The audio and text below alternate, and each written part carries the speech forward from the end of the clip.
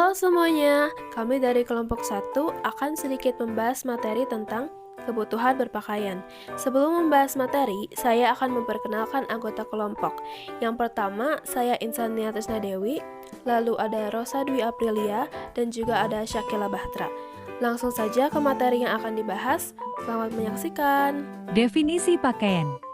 Pakaian adalah bahan tekstil dan serat yang digunakan sebagai penutup tubuh.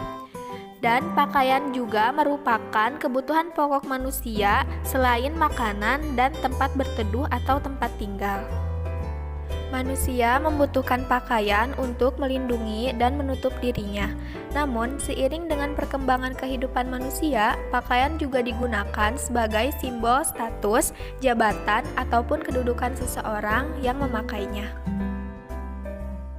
Tujuan utama pakaian adalah untuk menjaga pemakainya merasa nyaman.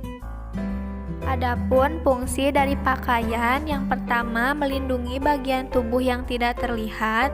Yang kedua, pakaian bertindak sebagai perlindungan dari unsur-unsur yang merusak, termasuk hujan, salju, dan angin atau kondisi cuaca lainnya, serta dari matahari.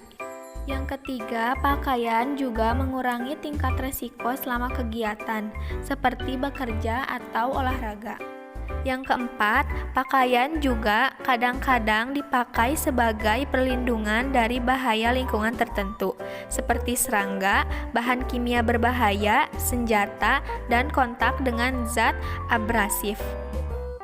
Lalu, pakaian juga terbuat dari beberapa bahan, yaitu bulu binatang, nilon, katun, wool, dan linen.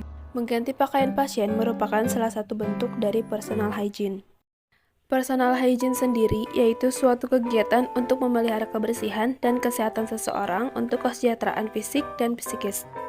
Kurang perawatan juga yang berarti suatu kondisi di mana seseorang tidak mampu melakukan perawatan kebersihan untuk dirinya sendiri. Mengganti pakaian pasien bisa didefinisikan melepas pakaian kotor dan memakaikan pakaian bersih untuk pasien agar memberikan rasa bersih dan nyaman. Dan mengganti pakaian pasien lainnya yaitu agar membantu pasien untuk mengganti pakaian supaya tetap nyaman. Mengganti pakaian pasien diperlukan untuk mengetahui pentingnya kebersihan pasien, yang mana kita dapat mengetahui seberapa pentingnya peran perawat untuk menjaga kebersihan pasien. SOP. Peralatan yang dibutuhkan untuk mengganti pakaian pasien. Yang pertama, pakaian. Kedua, selimut. Ketiga, tempat pakaian kotor. Yang keempat, sampiran.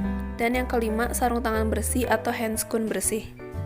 Yang selanjutnya yaitu ada standar operasional prosedur berpakaian. Yang pertama yaitu tahap prainteraksi, yaitu menyiapkan peralatan yang dibutuhkan seperti pakaian yang bersih, selimut, tempat pakaian kotor, sampiran, sarung tangan bersih atau handscoon. Yang selanjutnya yaitu ada tahap orientasi, di mana tahap ini kita sebagai perawat memberi salam kepada pasien dengan nama yang dia sukai. Jelaskan kepada pasien mengenai prosedur dan tujuan tindakan yang akan dilakukan. Lalu berikan kesempatan kepada pasien dan keluarga untuk bertanya sebelum memulai tindakan. Dan mintalah persetujuan kepada pasien sebelum memulai tindakan. Yang selanjutnya yaitu tahap kerja. Tahap kerja untuk membantu melepas pakaian pasien yang tidak bisa melepaskan pakaiannya sendiri. Yang pertama itu ada tutup sampiran. Yang kedua yaitu memasang selimut ganti kepada pasien. Lalu yang ketiga, menanggalkan pakaian atas pasien, lalu menyelipkan pakaian sebelah kanan dengan cara mika dan sebelah kiri dengan cara miki. Setelah itu, masukkan pakaian kotor ke tempatnya. Lalu menggunakan pakaian atas yang bersih dengan cara yang sama. Selanjutnya, menanggalkan pakaian bawah dengan cara memposisikan pasien dengan posisi dorsal recumbent atau posisi saat melahirkan. Lalu, menggunakan pakaian bawah yang bersih dengan posisi yang sama. Yang selanjutnya yaitu ada melepas pakaian untuk pasien yang sedang diinfus. Caranya yaitu lepaskan pakaian dari lengan yang tidak diinfus, lalu gulung lengan pakaian itu ke belakang badan dan melewati lengan dan lokasi yang diinfus. Hati-hati dengan selang infus. Lipat pakaian dengan sisi tangan lain sehingga tidak ada tarikan atau tekanan pada selang dan perlahan-lahan turunkan pakaian melewati ujung jari. Lalu angkat selang infus dari tiangnya dan masukkan dalam lipatan pakaian untuk tidak merendahkan posisi botol infus. Tarik pakaiannya dan kembalikan botol infus ke tiang penggantung infusan. Selanjutnya yaitu ada cara memakaikan pakaian untuk pasien yang sedang diinfus. Caranya, pegang lengan baju di sisi selang infus dengan satu tangan, lalu angkat botol infus dari tiangnya dan pertahankan ketinggiannya. Selipkan botol infus melalui lengan bahu dari bagian dalam dan gantung kembali botol infus ke tiangnya. Lalu tarik baju sepanjang selang infus sampai ke tempat tidur. Masukkan pakaian melalui tangan, lakukan dengan hati-hati agar tidak memengaruhi area infus. Posisikan pakaian pada lengan yang terpasang selang infus, kemudian masukkan pakaian lengan satunya lagi hingga baju terkancing sempurna pada tubuh pasien. Demikian akhir dari presentasi kelompok kami.